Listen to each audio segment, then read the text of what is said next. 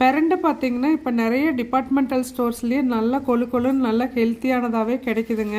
இதுக்கு நிறைய health benefits இருக்குங்க. நான் பர்டிகுலராக பார்த்தீங்கன்னா எனக்கு அந்த பாதத்தில் எலும்பெல்லாம் கொஞ்சம் வீக் ஆகி கால்சியம் கொஞ்சம் டவுன் ஆகிற மாதிரி ஃபீல் பண்ண இந்த சட்னி செஞ்சு வச்சுட்டு 4-5 நாளைக்கு சாப்பிடுவேங்க. இம்மிடியட்டாகவே ரிலீஃப் கிடைக்கும்.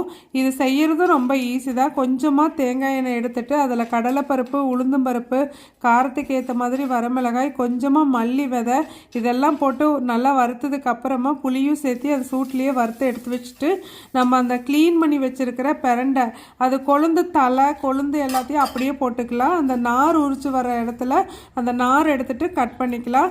அது கலர் மாறுற அளவுக்கு நல்லா வதக்கினதுக்கு அப்புறமா ஸ்டவ் ஆஃப் பண்ணிட்டு தேங்காய் துருவலையும் போட்டு கலக்கிட்டு உப்பு சேர்த்தி நம்ம கெட்டி சட்னியாக அரைச்சி இது ஒரு 4-5 நாள் நல்லா ஃப்ரிட்ஜில் வச்சுட்டு நம்ம சாப்பாட்டுக்கு சூப்பராக சூட் ஆகுங்க.